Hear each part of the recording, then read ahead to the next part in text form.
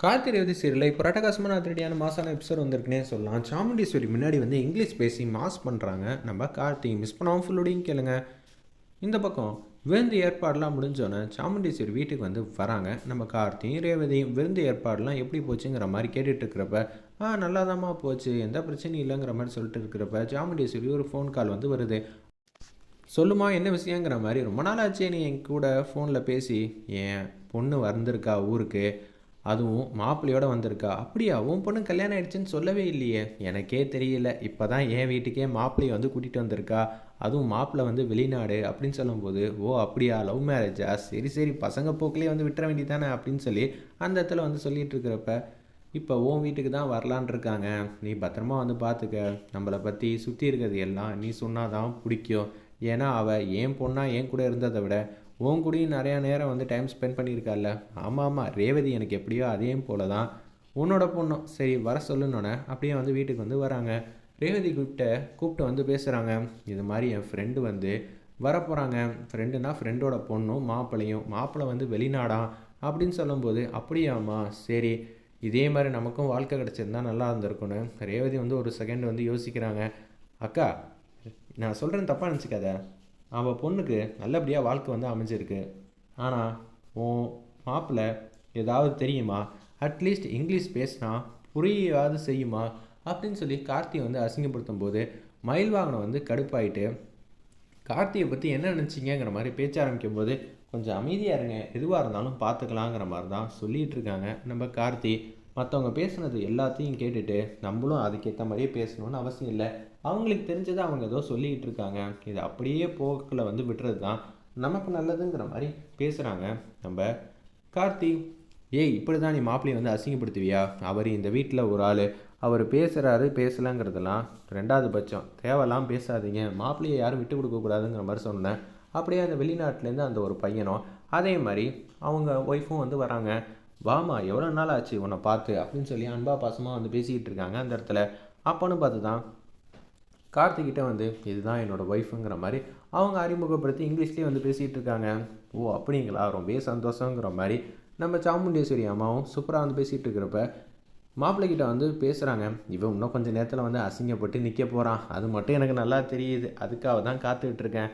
ரேவதிக்கு பொருத்தமே இல்லாத மாப்பிள்ளை, ஹலோ ஹாய்னு சொன்னால் கூட கார்த்திக்கெல்லாம் ஒன்றும் புரிய போகிறது இல்லைன்னு கேவலமாக வந்து கார்த்தியை பற்றி நினச்சிக்கிட்டு இருக்காங்க சந்திரகலா. அப்போன்னு பார்த்து ரேவதி வந்து பேசிக்கிட்டு இருக்காங்க. உடனே நீங்கள் பேச மாட்டிங்களான்னு சொல்லி அந்த வெளிநாட்டிலேருந்து வந்த பையன் மாட்டுக்கும் பேசுகிறாங்க. ஆனால் நம்ம சாமுண்டேஸ்வரி அம்மா வந்து என்ன சொல்கிறாங்கன்னா, என் மாப்பிள்ளைக்கு வந்து இங்கிலீஷ்லாம் பேச தெரியாது அப்படின்னு சொல்லி இங்கிலீஷில் வந்து சொல்கிறாங்க.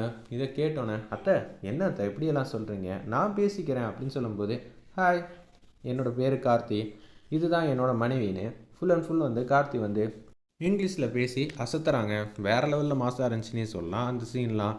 உடனே சுற்றி இருக்கிறவங்களுக்கு ஒன்றும் புரியலை, இவனுக்கு என்ன தெரியும்னு நினச்சா இப்படி அசத்துறானே அப்படின்னு சொல்லி யோசிக்கிறாங்க சந்திரகலாலேருந்து எல்லாரும். சாமுண்டேஸ்வரிக்கு சந்தோஷம் தாங்கலை. ரேவதி வந்து ஆச்சரியப்படுறாங்க, இவெல்லாம் என்னத்தை பேசுவான்னு நினச்சா நம்மளை விட சூப்பராக வந்து பேசுகிறான், ட்ரெண்டில் என்னென்னலாம் நடக்குதோ அது எல்லாம் நமக்கே வந்து ஐடியா கொடுக்குறான்.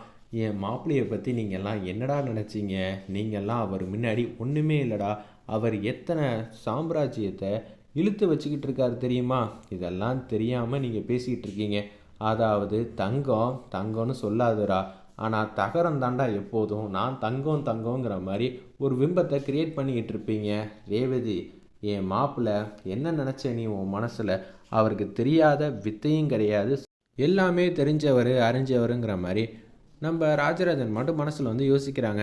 மாமா எப்படி நம்ம கார்த்தி அசத்துறாருல அப்படின்னு சொல்லும்போது, நாங்கள் இந்த இடத்துலேருந்து வந்துக்கிட்டு இருக்கோம். ஓ அப்படிங்களா, ஓகே ஓகே, நானும் அங்கெல்லாம் பல டைம் வந்து போயிட்டு வந்திருக்கேன்னு சொல்லி ஜஸ்ட் லைக் தட்டுங்கிற மாதிரி அந்த இடத்துல வந்து சூப்பராக வந்து பிச்சு விளையாடிக்கிட்டு இருக்காங்க. இந்த கம்பெனியில் வந்து வேலை பார்க்குறேன்னொன்னே, ஓ அப்படியா, இப்போ அந்த கம்பெனி இந்த ரேஞ்சில் இருக்குது, நீங்கள் அப்படியே வந்து கேரியரை க்ரோத் பண்ணி போனீங்கன்னா ரொம்ப சூப்பராக வந்துடலாம், நீங்கள் இப்போ இங்கே இருக்கீங்களா அப்படின்னு சொல்லி அந்த இடத்துல வந்து அவர் வந்து கேட்குறாரு.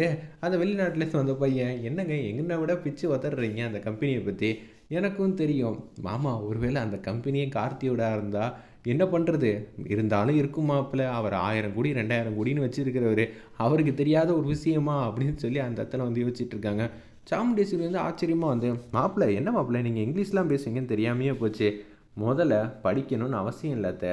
பேசினாலே வரப்போகுது. தைரியமாக பேசணும். தப்பு தப்பாக பேசினாலும் கவலை இல்லை. அப்புறம் சூப்பராக வந்து பேச போகிறோம். தயக்கமே இல்லாமல் நம்ம தைரியமாக எதுக்கு எடுத்தாலும் பேசணும். எனக்கு இதுன்னு மட்டும் இல்லை அத்தை. எனக்கு சில பல விஷயம்லாம் தெரியுங்கிற மாதிரி பேசுகிறாங்க அந்த இடத்துல. மாப்பிள்ளை உங்களை நான் குறைச்சி எடை போட்டுட்டேன். என்னை மன்னிச்சிடுங்க. உங்கள் முன்னாடியே வந்து உங்களுக்கு பேச தெரியாதுன்னு சொன்னது தப்பு தான்.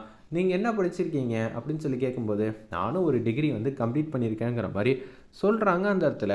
நம்ம கார்த்தி என்னம்மா ஒரு டிகிரி தான் சொல்கிறாரு, இவர் 4-5 டிகிரியில் கம்ப்ளீட் பண்ணி வச்சுருக்காருன்னு மயில் வாகனம் வந்து சொல்லிகிட்டு இருக்கிறப்ப, சும்மா இருங்க சும்மா இருங்க, இதெல்லாம் நம்ம அப்புறமேட்டு சொல்லிக்கலாம். முதல்ல நம்ம குடும்பம் வந்து ஒற்றுமையாகட்டும், ரேவதி மனசு மாறுறதுக்கு இது ஒரு அபிப்பிராயமாக இருக்கட்டும்ங்கிற மாதிரி யோசிச்சுட்டு இருக்கிறப்ப, கரெக்டாக வந்து நம்ம மயில் வாகனம் வந்து பேசுகிறாங்க. ரேவதிக்கு ஏற்ற பொருத்தமாக தான் கார்த்தி வந்து இருக்காப்புல. கார்த்தி பற்றின இருக்கிற ரகசியம்லாம் இன்னும் கொஞ்சம் கொஞ்சமாக தெரிய தான் போதுன்னொட செம்மையாக வந்து கார்த்தி வந்து முறைக்கிறாங்க. என்ன மாப்பிள்ள ரகசியம் இருக்குது, அவரோட திறமையை தான் நான் சொன்னேங்கிற மாதிரி சூப்பராக வந்து சமாளிக்கிறாங்க மயில் வாகனம் அந்த இடத்துல.